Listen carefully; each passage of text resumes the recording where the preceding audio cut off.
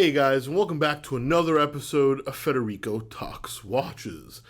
Today, I want to talk about 4 brands that even in this massively hot market, still lose a ton of value from retail.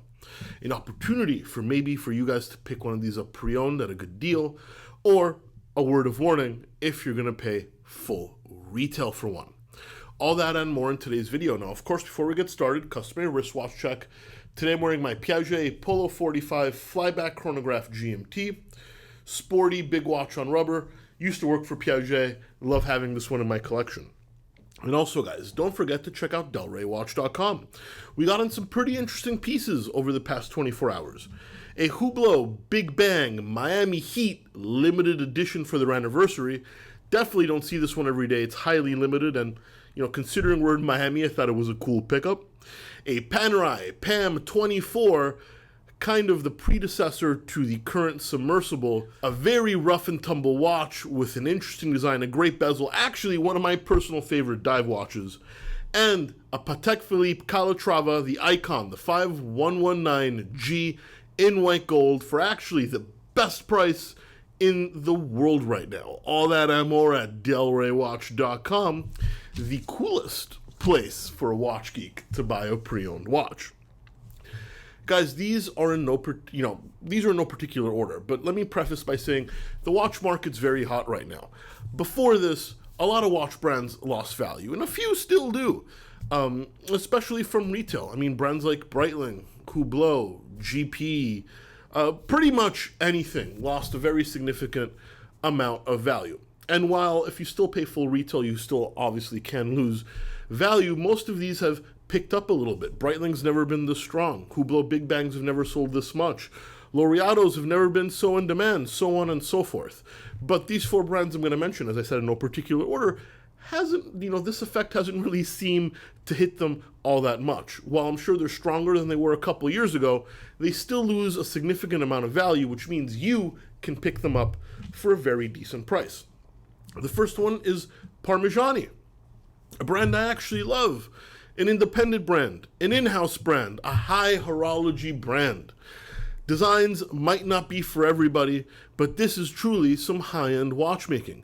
They own Vaucher, which is a very exclusive manufacturer of movements, which they use in some Parmigianis, and Parmigiani also sells them out. They make some very complicated watches. I mean, these are independents along with Moser and Journe.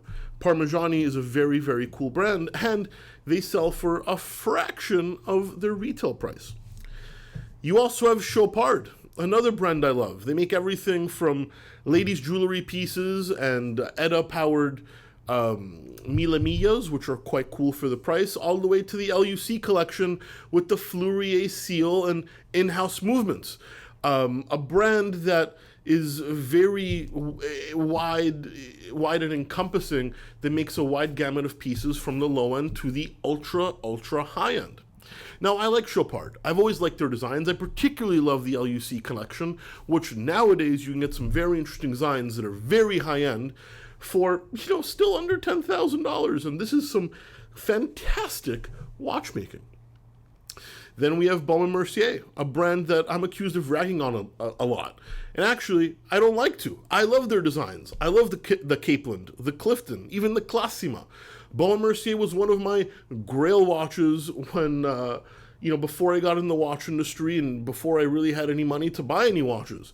And even though they make some beautiful things, they hold almost no value. I mean, a mere fraction of the retail price, to the point where Richemont, which owns Baume & Mercier, doesn't even run them in the US anymore. They gave the brand to a distributor, something I've never seen Richemont do ever. I don't think it's worth their time and money for the sales Baume & Mercier generates, though it could be for other reasons. I'm just speculating.